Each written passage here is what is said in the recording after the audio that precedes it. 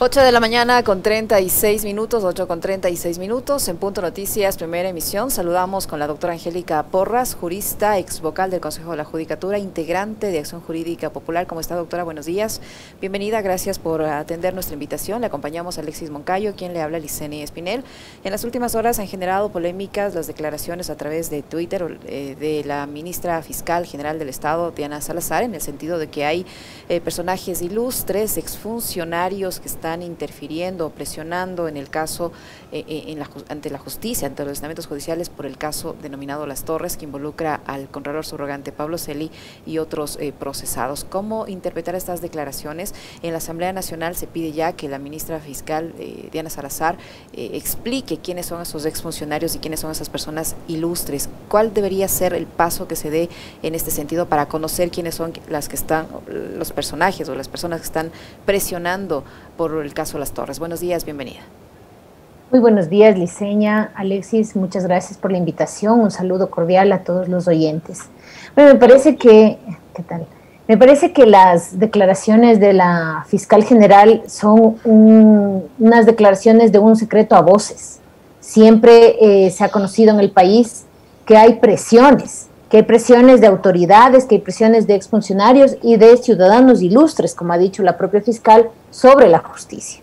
Este es un mal endémico en el país, pero lo que me parece muy cuestionable es que la fiscal general, cuyo camino es la denuncia, es decir, lo que tenía que hacer la fiscal general es el momento que se entera, que sabe que hay una autoridad en el gobierno que o fuera de él, o un ciudadano ilustre que está presionando a las autoridades judiciales, lo que tienen que hacer es denunciarlo. Y obviamente, de la boca de la fiscal general va a ser mucho más fácil llevar adelante un proceso de denuncia, porque una cosa es que lo denuncie un procesado, una cosa es que lo denuncie una persona que está enjuiciada y otra muy distinta es que lo denuncie la fiscal general. Entonces a mí me parece que más allá de denunciarlo en el Twitter, tenía que haberlo hecho de manera física como corresponde o digitalmente, pero como corresponde, como manda la ley. Esa es una autoridad que no podía quedarse callada. Entonces esa es una primera cuestión en cuanto al actuar en sí de la fiscalía. La segunda cuestión es que lo que demuestra esto es que el caso Las Torres tiene demasiadas implicaciones políticas y económicas en el país, y no solo en el gobierno anterior, sino también de alguna manera con este gobierno, porque si bien la fiscal sale luego a desmentir porque el presidente le dice, dígame quiénes son las autoridades de este gobierno, ella dice, no son las autoridades de su gobierno, sino que vienen de gobiernos anteriores y ex autoridades. Entonces ahí me parece un poco débil el argumento, porque si son de un gobierno anterior, ¿qué posibilidades tienen de llamar por teléfono a la Corte Nacional de Justicia? Entonces aquí hay un entramado muy complejo, y ya que dicen que son efectivamente las personas que están luchando contra la corrupción, ese es un punto muy importante dentro de la corrupción, la presión sobre los jueces. Yo siempre lo he dicho, siempre lo he sostenido, los jueces no gozan de independencia, están presionados por mantener el cargo, porque hay un Consejo de la Judicatura que no cumple con su papel, que es administrar, no presionar a los jueces, y ha habido una práctica muy común en el país de presionar a los jueces, y por otra parte hay presiones directas. El otro día, en un juzgado cualquiera, ante un juez cualquiera, estaba la representante del departamento disciplinario del Consejo de la Judicatura en la audiencia. ¿Qué tiene que hacer ahí? Absolutamente nada. ¿Amedrentando? Amedrentando, efectivamente, porque ¿cuál era no tenía ninguna pertenencia a la causa? Entonces, claro, ella dijo, lo que pasa es que las audiencias son públicas, sí, pero una cosa es que sean abiertas al público y otra es que justamente usted, que es una persona importante dentro del departamento disciplinario del Consejo de la Judicatura, esté aquí. Entonces, esto es un mal que nos aqueja, y a mí me parece bien que haya salido a la luz y en boca de la fiscal general, pero me parece que el tratamiento debe ser mucho más efectivo, mucho más directo de lo que se está haciendo hasta ahora. Ahora, el otro día nosotros manteníamos un diálogo más o menos en esta línea, doctora. con Felipe Rodríguez y él hablaba de lo peligroso, aunque en un momento también cayó en ese juego el doctor Rodríguez, pero de lo peligroso que es que los casos judiciales se mediaticen. Y fíjese usted, decía y hablaba del amedrentamiento que sufren los jueces y la falta de independencia que ellos tienen para poder actuar, porque van estos agentes disciplinarios de la judicatura a observarles, ¿no?, durante las audiencias. Pero resulta que también hay periodistas que cogen, y una vez que sortean, por ejemplo, la sala para llevar adelante el proceso en contra del alcalde Yunda, voy a hablar con nombres y apellidos, y sale Carlos Vera en su cuenta de Twitter, que tiene además como 500,000 de seguidores, y dice, ojo con el juez fulanito de tal que es correísta. Entonces ya usted ahí empieza a generar una suerte de animadversión, además tomando en cuenta esos niveles de polarización tan fuertes que hay en nuestra sociedad en contra de los jueces, y los jueces ya empiezan a actuar, digamos, atemorizados. ¿Qué pasa en esos casos también? Bueno, yo ahí creo que el análisis debe ser mucho más detenido en el sentido siguiente. Fíjese usted, efectivamente hay que tomar en cuenta que en la actualidad, y ese no es un mal solo del Ecuador, sino del mundo entero, en la actualidad los medios de comunicación tienen un papel muy relevante en la administración de justicia. Y las redes sociales también. Entonces, yo no sé si el camino, me parece que no, es decir, no deben meterse, porque eso es algo que está presente y que va a seguir estando presente. Yo no creo que sea posible decir, quiten a los medios de comunicación. Ahora bien, ¿qué hacen los medios de comunicación? Presionar a los jueces en bastantes casos, o digamos, en algunos por lo menos, clarísimo que presionan a los jueces. Peor aún en el Ecuador, que ahora ser correísta significa ser el malo de la película, o sea, lo cual es irrelevante en un país como el nuestro, que tiene miles de problemas realmente graves. Entonces, ¿qué es lo que hay que hacer? Hay que responsabilizar a los periodistas también por lo que hacen, hay que responsabilizar a los medios de comunicación, pero sobre todo hay que fortalecer el sistema de justicia. No es lo mismo que a un juez que no le debe el puesto a nadie, que a un juez bien formado, un medio de comunicación le diga, vea, usted está haciendo mal, usted es un correísta, usted es un anticorreísta, o usted es un derechoso, o usted, lo que sea. No es lo mismo. En cambio, nosotros solemos, creo que estamos viendo el problema en los medios, y eso me parece que es inevitable, y lo que tenemos que apuntar es a formar un poder judicial realmente independiente, donde los jueces no le deban el puesto al poder político, no le deban el puesto al poder ejecutivo, y por lo tanto, y además bien formados. Entonces, fíjese usted cómo en otra cosa que también me parece relevante, el tema de los medios de comunicación y las redes sociales. A veces, cuando una persona sin poder se enfrenta al poder, los medios de comunicación y las redes sociales son importantes, justamente para visibilizar que el juez, justamente para visibilizar que en la audiencia estuvo sentado el señor representante del Consejo de la Judicatura, o para evidenciar que el juez se ha ido contra toda lógica en el derecho, se ha ido contra toda la norma y que está actuando inapropiadamente. Entonces, yo creo que ahí tenemos que matizar. Lo que sí me parece es que no puede ser tan irresponsable una situación en lo que dicen los que hacen opinión pública y digan, cuidado con ese juez, más o menos llamando a todos, vamos a linchar a este juez porque este juez probablemente va a fallar en contra de lo que yo creo que debe ser. El debate es, no digo que no esté influido por la política, todo está influido por la política, también el derecho. En el derecho también hay ideología, en el derecho también se litiga para unos o para otros. Eso es algo, claro, hay sesgos, eso es una cuestión social, no se puede decir esto es matemáticas, no es así. Entonces yo creo que hay que matizar en ese sentido. Perdón por alargarme.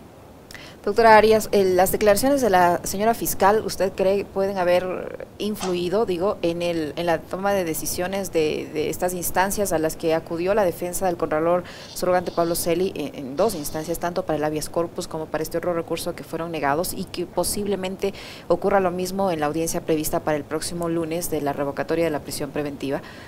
Porque yo digo, si ella sale a decir lo que dijo, ya los jueces van a tener como temor de actuar, independientemente de que si tiene o no los requisitos legales para dar ese recurso, de concederlo, para evitarse el escándalo precisamente.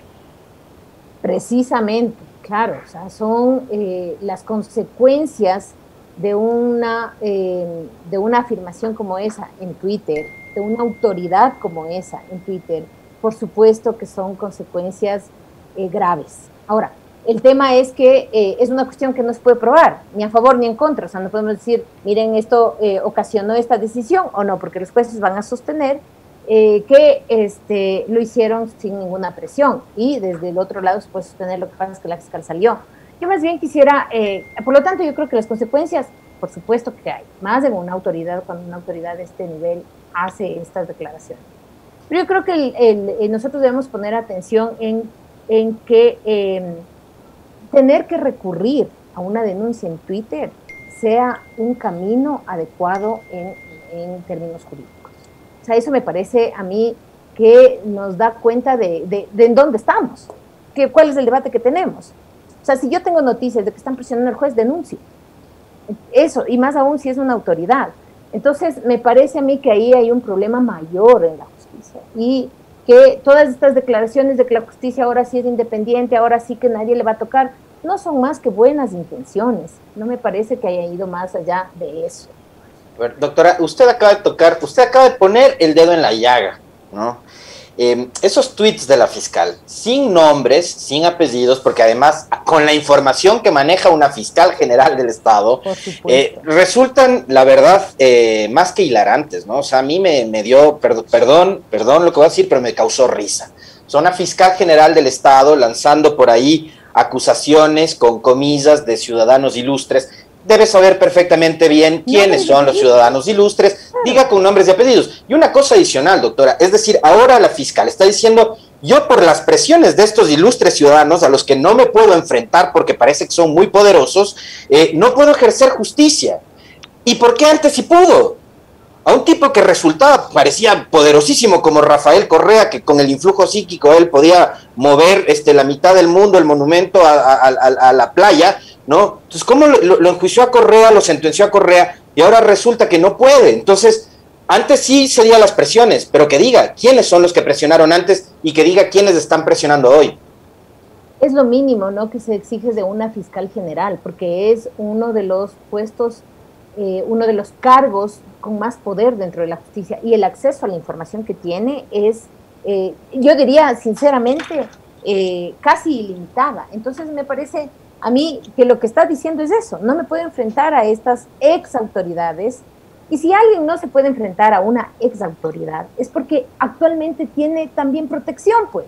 Si no, ¿cómo no me puedo enfrentar a una ex autoridad si ya es ex autoridad? Y peor.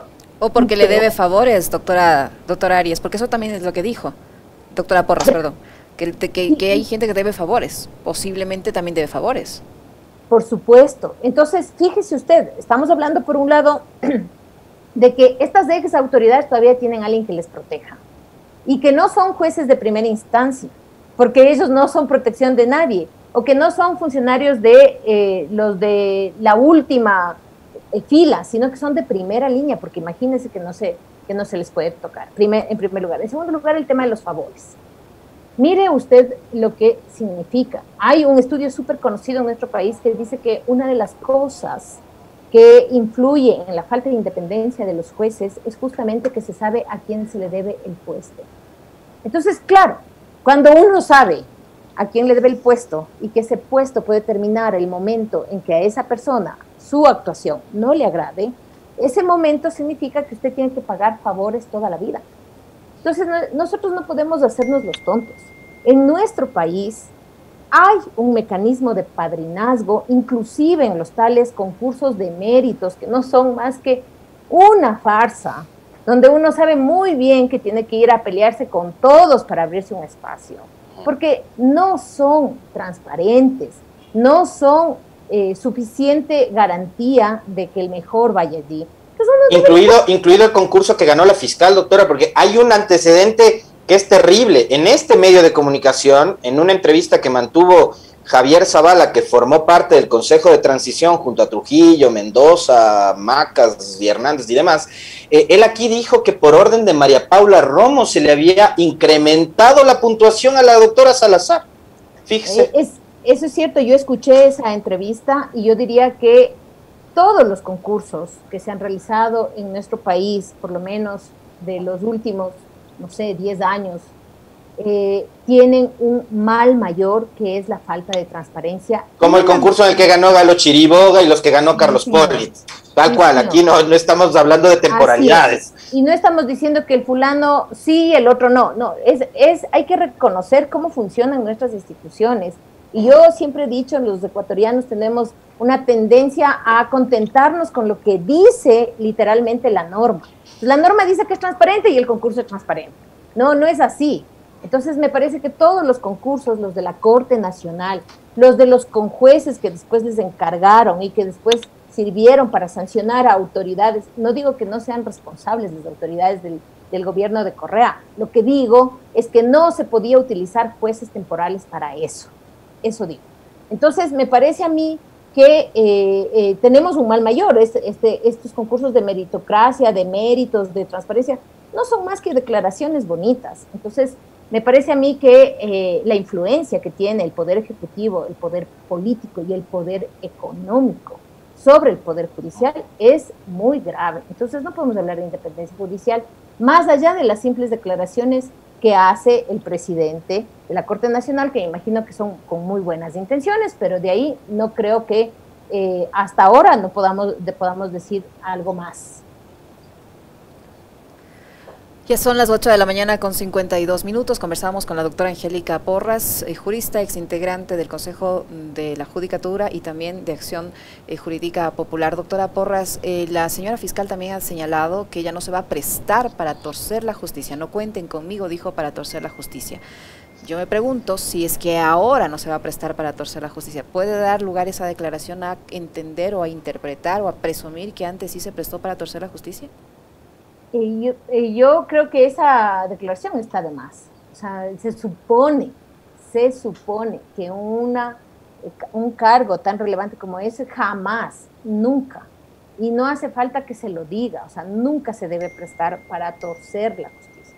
Además, lo que está diciendo allí es que hay una intención de alguien de torcer la justicia. Eso es un delito. O sea, y ese es fiscal. Lo que tenía que salir a decir es, señores, fulano de tal quiere torcer la justicia y quiere que yo me involucre. Yo me niego, denuncio a fulano de tal. Entonces, porque es gravísimo lo que está diciendo, es denunciar un delito. Entonces, y no ha hecho la denuncia que corresponde, porque esa es autoridad. Yo creo que la afirmación que hace es desafortunada, ¿no? Primero, porque no se supone que es así, nunca, en ninguna circunstancia. Y no hace falta decirlo, porque si no da lugar a interpretaciones como estas, como así ahora sale a decir esto, o sea, se supone que es así siempre. Y la otra es, estoy denunciando un delito en Twitter, y tengo que hacerlo como corresponde, en las autoridades, ante las autoridades. Creo que el problema de la justicia es uno de los más graves que tenemos, porque de ahí depende nuestra protección. Porque los seres humanos de a pie, cuando enfrentamos un juicio, es realmente lleno de temor, porque uno dice, ¿y ahora qué me va a pasar? Si tiene connotaciones políticas, peor. Estoy realmente en la olla, como se dice comúnmente. Así es. El problema es haber politizado demasiado la figura del fiscal. Y fíjese que este no es además un problema y un mal únicamente de la señora Salazar, doctora, porque yo, a ver, usted cita ahora digamos, estamos conversando sobre los tweets de la señora fiscal, que ni siquiera debería tener una cuenta de Twitter. Debería ella simplemente ejercer su cargo en las audiencias y en los tribunales y dedicarse a eso y no andar ahí cotizándose políticamente en las redes sociales, donde indudablemente tiene muchísimas barras bravas. Pero yo recuerdo lo que pasó con el doctor Carlos Vaca Manchen. Salió en una rueda de prensa a lanzar un audio, ¿no? Cuando le declaró la guerra a José Serrano y entre los dos terminaron aniquilándose el uno al otro y el otro corriendo con más suerte porque le destituyeron de la presidencia de la Asamblea, pero se quedó atornillado al puesto a su curul. Entonces, igual, fíjese, Carlos Vaca Mancheno, que fue consejero presidencial de Correa, asesor de Correa, ganó el concurso para fiscal, se quedó, actuó muy mal políticamente, se peleó con un político que era José Serrano, lanzó un audio que tenía que haber sido judicializado en una rueda de prensa y metió las de andar, ¿no? Y ahora la fiscal hace exactamente lo mismo. Y verá, yo les quiero comentar algo. Fíjense que la institución de la Fiscalía es una de las pocas instituciones en el país que no ha sufrido verdaderas reformas. Entonces, esa institución ha sido intocable. Y el papel que tiene la Fiscalía en el impulso de los procesos penales es prácticamente omnipotente. Es decir, en las primeras fases, cuando son investigación previa y son luego investigación instrucción fiscal, es la Fiscalía. Entonces la Fiscalía decide si es que formula cargos, si es que acusa a alguien, si es que saca a alguien de la discusión, de la investigación. Entonces el papel de la Fiscalía es omnipotente en esta primera fase de la investigación fiscal. Entonces eso, imagínese usted, en provincias, lo que yo siempre digo, ¿qué es lo que hace un fiscal en provincias? ¿O qué es lo que puede hacer un fiscal en provincias? Si es omnipotente, es el dueño de la investigación, lo que quiera.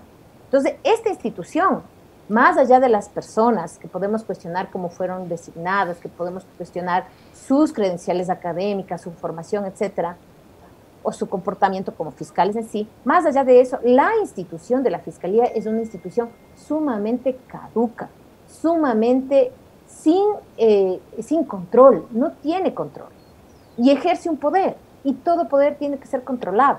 Entonces ahí tenemos una misión, porque a mí sí me parece que en el tema de la Fiscalía hay que reformar esta institución. Y fíjense que en países cercanos al nuestro, como Perú, donde hubo, ellos llaman una revolución en la Fiscalía, que fue muy interesante porque fiscales jóvenes se apropiaron del debate contra la corrupción y lo hicieron bien.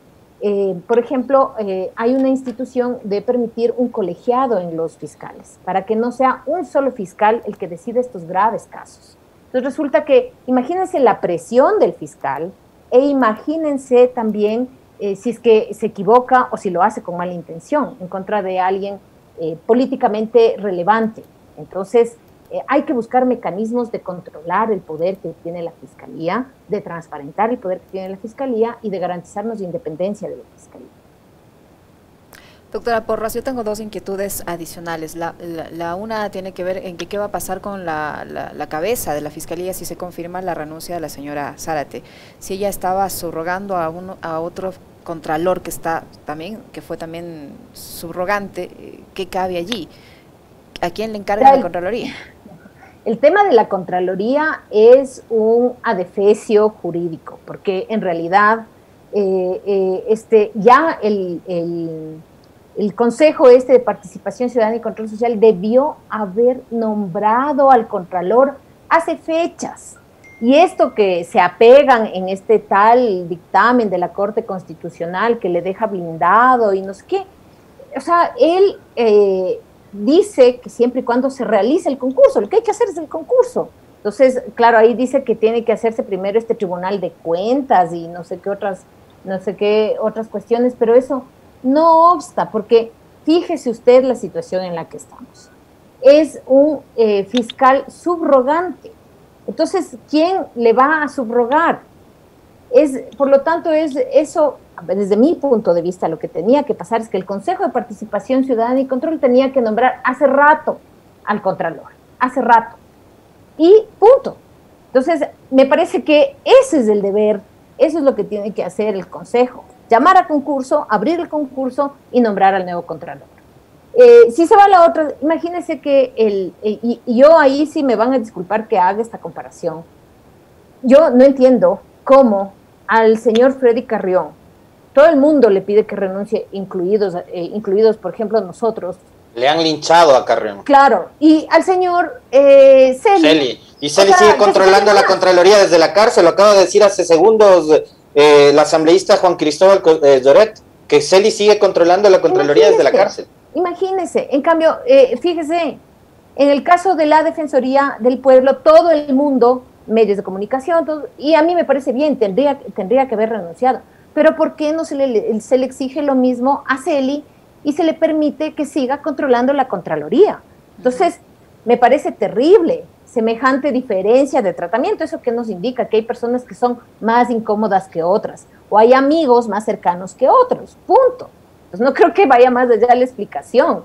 Entonces, porque ustedes como periodistas conocen muy bien que en derecho todas las cosas se pueden deshacer. Lo que hay es que hacerlo con un poco de conocimiento y me parece a mí que el camino era nombrar al Contralor y deberían hacerlo. Tienen que nombrar a otro Contralor. ¿Por qué se demoran tanto? En lugar de estar en otras cosas preocupados. Muchísimas gracias, doctora. Siempre es muy ilustrativo conversar con usted. Angélica Porras, jurista, exvocal del Consejo de la Judicatura, integrante de Acción Jurídica Popular, que ha estado con nosotros. Muy gentil, doctora.